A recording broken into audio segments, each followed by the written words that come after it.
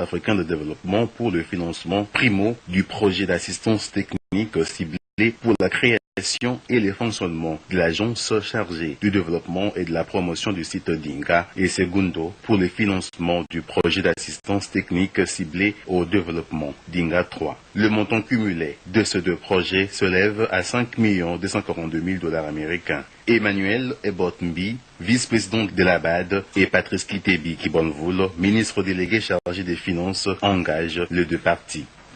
Le site Dinga, c'est 44 000 MW. Bien sûr, le projet va être exécuté en phases successives, mais au bout du bout, si ces 44 MW sont produits, ça va être une vraie révolution à l'échelle du continent. C'est un vrai projet intégrateur et toutes les discussions que nous avons eues pendant ces assises, 48e assemblée annuelle de la BAD, justement vont dans le sens de mettre en exergue de manière particulière l'importance de l'intégration régionale. Et voilà donc que nous avons un projet concret qui traduit cette volonté. L'objectif poursuivi par ces deux projets reste la contribution par la BAD à la mise en place d'une structure nationale et pérenne chargée de la promotion et du développement du site Dinga et la dotation à la RDC des conseillers juridiques et stratégiques dans le cadre de la sélection du développeur du projet Dinga. Signature ce samedi entre la République démocratique du Congo et l'Égypte d'un accord de production de poissons à Kinshasa. L'Égypte va apporter son expertise et le transfert des technologies pour l'élevage de poissons en cage. C'est le ministre de l'Agriculture, Jean-Chrysostome Bahamouiti, qui a représenté le gouvernement congolais. Néné Alimassi. 7e moment dans la production du poisson, la République arabe d'Égypte veut à travers cet accord accompagner la République démocratique du Congo dans l'amélioration de la sécurité alimentaire de sa population en produisant du poisson localement.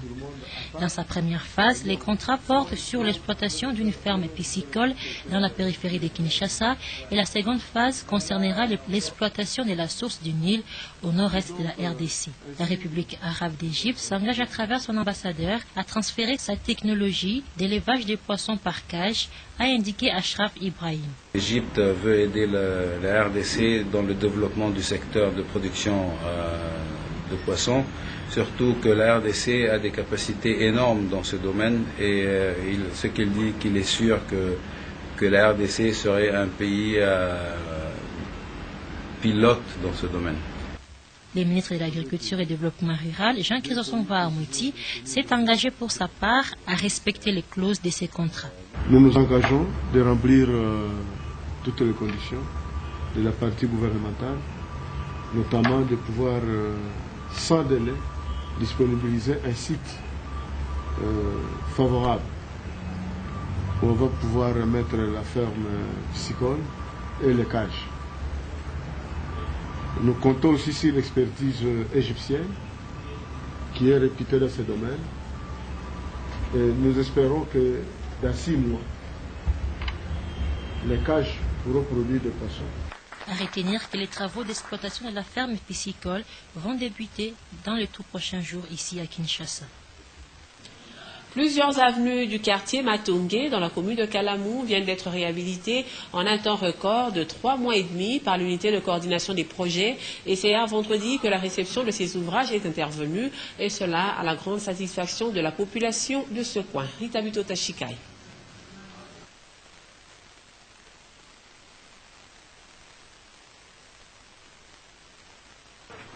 C'est ce qu'on appelle bien accomplir son devoir. L'unité de coordination des projets UCOP vient de boucler avec les travaux d'asphaltage entrepris dans la commune de Kalamou, précisément au quartier Matongé. Plusieurs avenues de ce quartier retenues dans le cadre du projet Purus ont été réhabilitées de fond en comble. C'est ce vendredi qu'est intervenue la réception provisoire de ces ouvrages par l'Office de voirie et drainage. En 3 mois et demi, l'UCOP a relevé un défi majeur, car ce qui devrait être fait a été fait en un temps record. De l'avenue Oshwe à Badjoko, en passant par Popo Kabaka, Saïdi, Ikelemba, pour ne citer que cela, la réussite est à 100%, a indiqué le coordonnateur de l'ICOP. Et à la fin du programme Purus, Toby Chalundawa, coordonnateur de l'ICOP, est satisfait à 100%. Il revient sur les réalisations de l'ICOP. Satisfaction à 100%. Là, nous devrions réaliser 40 km pour ne parler que des routes. Ici, dans la ville de Kinshasa, on l'a fait. Et nous avions à construire un réservoir de 12 000 m3 vers la Loukaï à 600 m3, tous les décanteurs. Tout cela a été fait et exécuté à 100%. Nous avions pris une option. Nous avions dit nous travaillons la chaussée, nous travaillons les trottoirs et la partie assainissement, il y a une institution pérenne qui est là, l'Office de voirie et drainage. La réhabilitation de ces avenues est vivement saluée par la population bénéficiaire de ces infrastructures. L'impression c'est bon, nous encourageons cette initiative. Nous voudrons que ça perdure.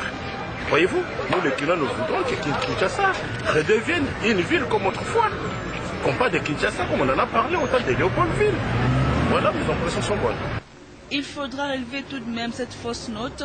À peine réhabilitées, ces avenues subissent déjà des constructions anarchiques, comme c'est le cas sur cette avenue. Ce qui vient remettre sous la sellette la problématique de l'assainissement de routes dans la capitale.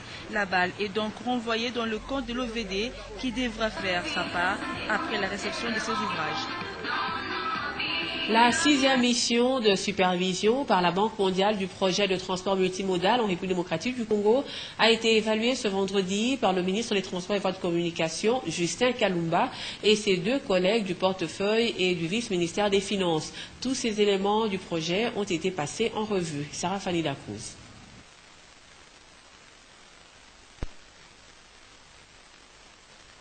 La mission de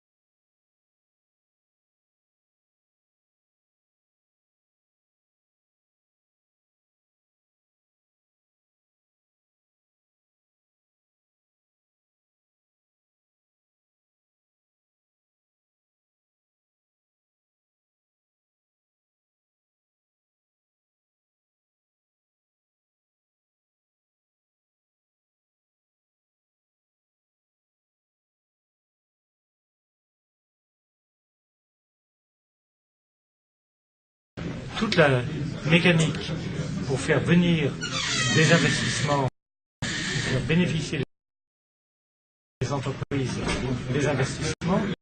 Donc toute cette mécanique est en cours. Hein. Et bon, il y a des difficultés, certaines, hein, mais les gens font face aux difficultés, je crois, avec beaucoup de compétences. Le ministre des Transports et Voies de Communication, Justin Kalumba Mwanangongo, a lui mis un accent particulier sur la multimodalité de ce projet, sur la responsabilité et le réalisme dont doivent faire preuve chaque acteur et sur les résultats attendus. C'est un projet qui est mais touchant plusieurs modes de transport. Il ne faut pas l'exécuter à 2 vitesses. Autrement, il va être désarticulé et les résultats que nous recherchons ne pourront pas être au rendez-vous clair.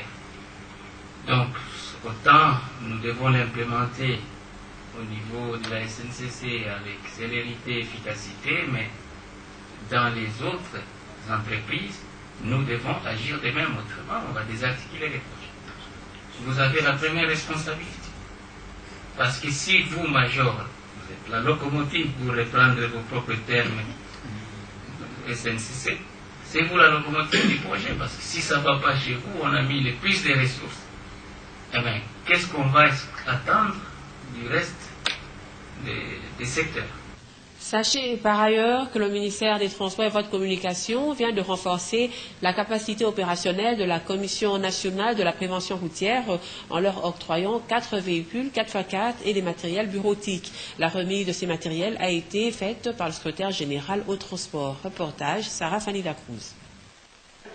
Ce sont des ordinateurs, des imprimantes, des mobiliers de bureau, tables des conférences et 4 véhicules 4x4 de marque Toyota Hilux acquis sur financement du gouvernement central que réceptionne le président de la Commission nationale de prévention routière par le biais du ministère des Transports et Voies de Communication, représenté au cours de cette cérémonie de remise par son secrétaire général Jean-Pierre Lamba au nom du ministre Justin Kalumba Mwanangungu. Des matériels didactiques informatiques et ces véhicules vont renforcer le rendement du travail de la Commission nationale de prévention routière qui s'est bien illustrée pendant la campagne de civisme routier lancée depuis quelques mois à Kinshasa par le numéro 1 des transports et voies de communication, Justin Kalumba Mwanangungu. Cette cérémonie de remise de ces matériels a eu lieu en présence du directeur de cabinet du ministre des Transports et Voies de Communication, Bernard Kabessé. Et puis le comité de suivi du transport au Congo informe tous les candidats chauffeurs, mécaniciens, électriciens, tauliers et pneumaticiens ayant réussi au test de présélection que leur formation débute ce lundi 3 juin à partir de 10 h au dépôt Transco de Massina Exotras, élément que vous suivrez dans nos prochaines éditions. En attendant donc la date de l'inauguration officielle de la connexion de la République démocratique du Congo à la fibre optique, le ministre des Postes, Nouvelles Technologies, de l'Information et de la Communication a effectué une visite d'inspection à la station de l'attirage de Mwanda dans le Bas-Congo. Sur place, le conseil est satisfaisant. Les bureaux sont équipés en matériel informatique et les travaux de jardinage sont fin prêts. Commentaire, Sandrine Pemba-Mouchanga. Cette deuxième visite du ministre de Poste, Télécommunications, Nouvelles Technologies de l'Information et de la Communication, en l'espace de mois, à la station d'atterrage de la fibre optique de Mwanda, démontre une fois encore sa détermination d'œuvrer pour le développement de son secteur. Le numéro 1 des PT Antique a commencé par visiter la station de la SCPT et a testé la connexion à la fibre optique par un appel téléphonique avant de s'enquérir de l'avancement des travaux de jardinage et d'équipement en mobilier de ces points d'atterrage. Le ministre a pu constater que les bureaux et autres locaux ont été équipés en matériel informatique et autres biens d'ornement.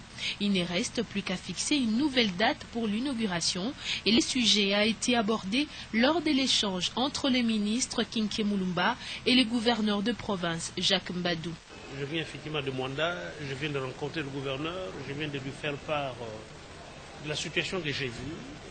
Tout va très bien, je suis venu voir le gouverneur. Il lui appartient à lui, en tant qu'autorité provinciale, de nous dire quand est-ce que le gouvernement provincial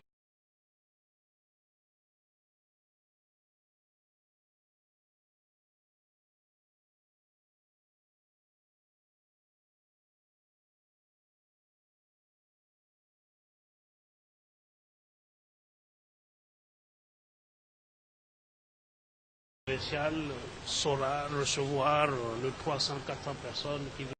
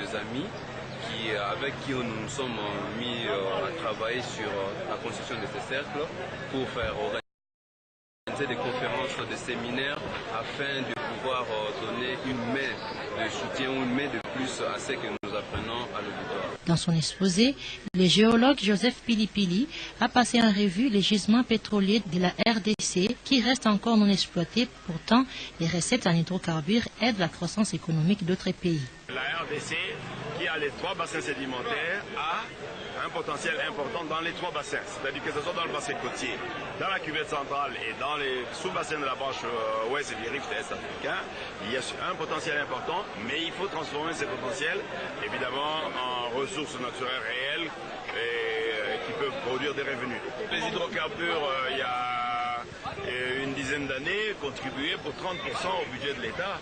Donc en période creuse, avec les hydrocarbures, c'est de l'argent sûr. À la fin du débat, les participants sont tombés tous d'accord sur le fait qu'avec ses compétences et une bonne négociation, ses potentiels en hydrocarbures, comme le pétrole, gaz, méthane et d'autres, peuvent favoriser l'essor socio-économique de la RDC et améliorer les conditions de vie de sa population.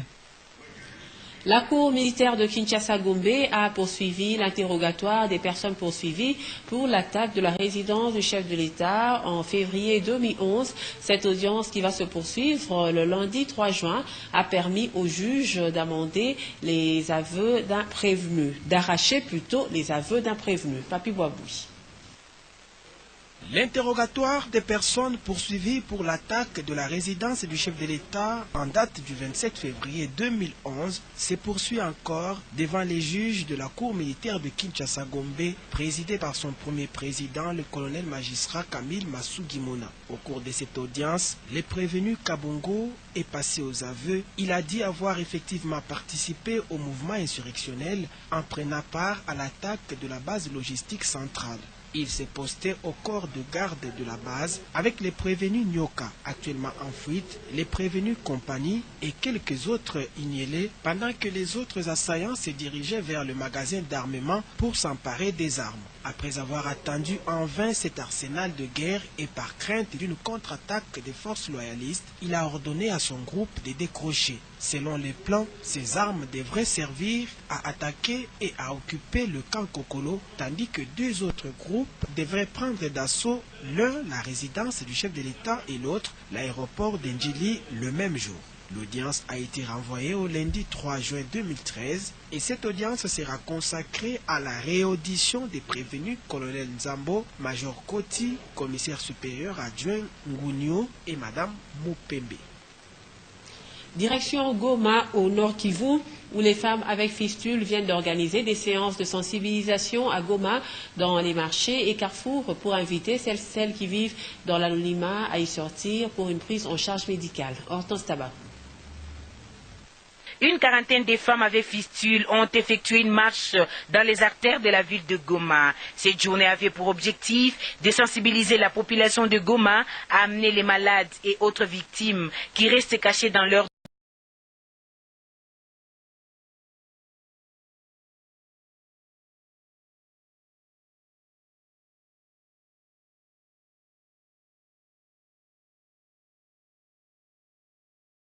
domicile à se rendre aux hôpitaux afin d'avoir accès aux soins et prise en charge correcte de cette maladie. Organisée par l'hôpital Il Africa avec ses différents partenaires, les activités de cette journée s'inscrivent également dans le cadre de la sensibilisation dans la lutte pour l'élimination de la fistule,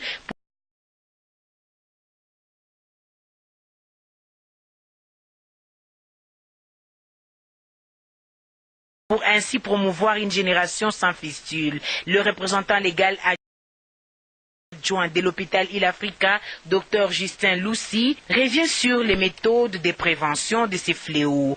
La fistule a été longtemps considérée comme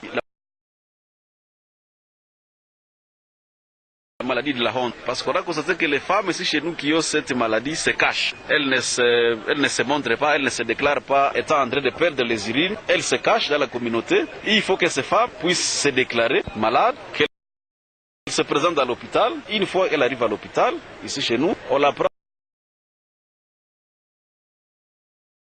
à charge gratuitement. Les soins sont gratuits parce que on a constaté que quand une femme ne sait pas aller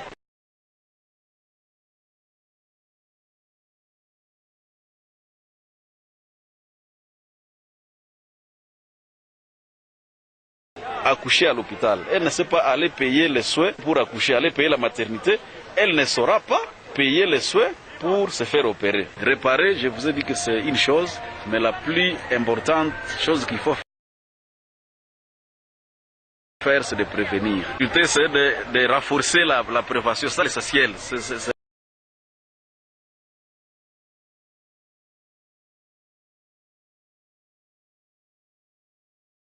La grande chose sur laquelle il faut se concentrer, la prévention, si je peux la résumer,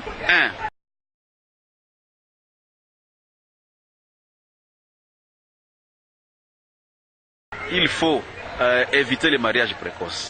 Il faut rendre accessible les services de planning familial, augmenter l'accessibilité aux soins obstétricaux. C'est ça à 3 points si je peux résumer la prévention. Les victimes ont témoigné dans des marchés et autres carrefours. Les étudiants en médecine et autres invités du domaine sanitaire ont pris part à une conférence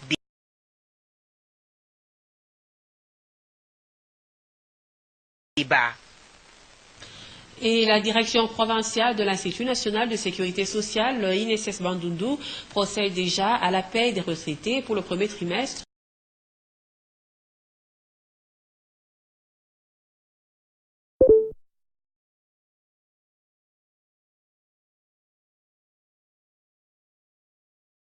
De 2013, dans l'ensemble de la province du Bandundu, plus de 2300 retraités bénéficient de l'argent leur payé par l'INSS. Olivier Confi. Payer une personne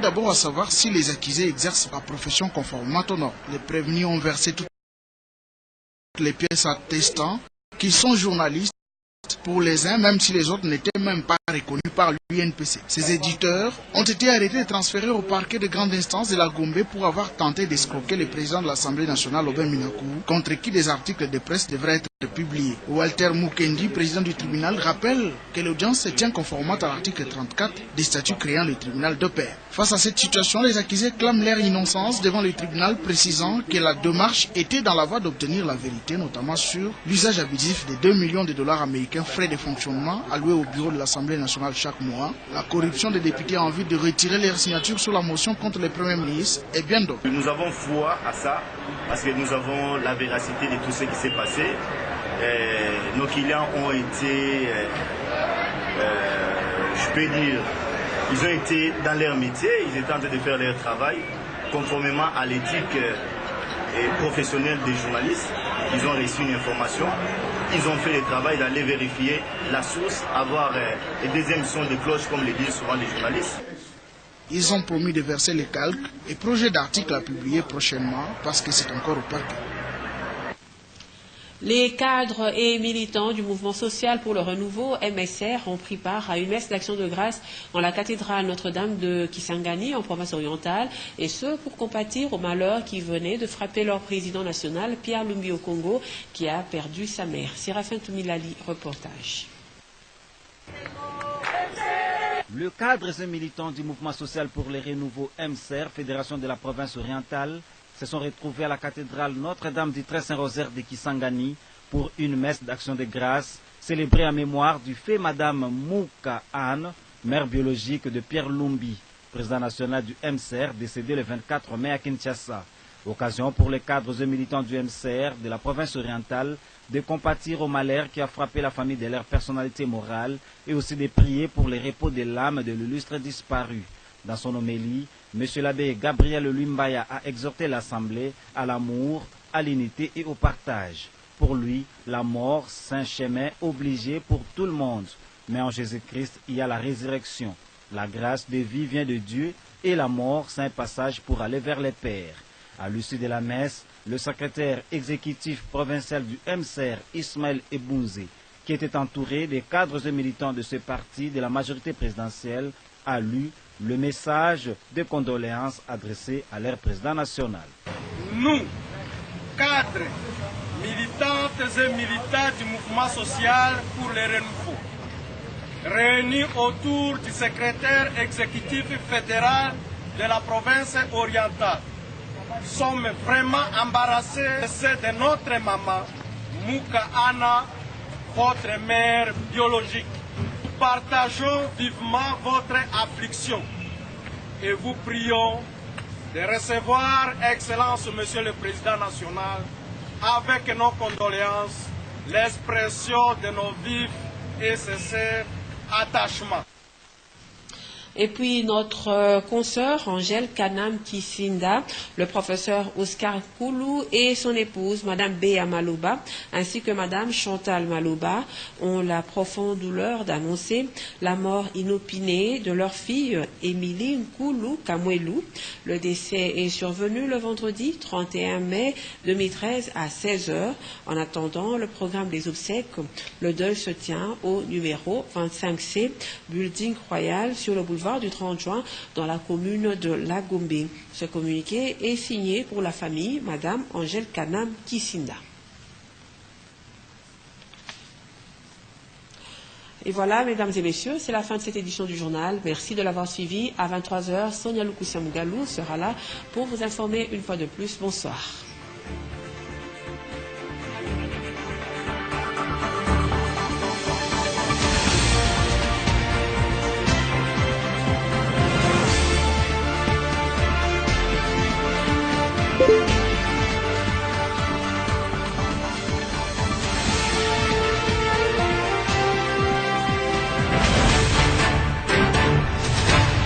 Ce journal vous a été offert par Our bank is my bank.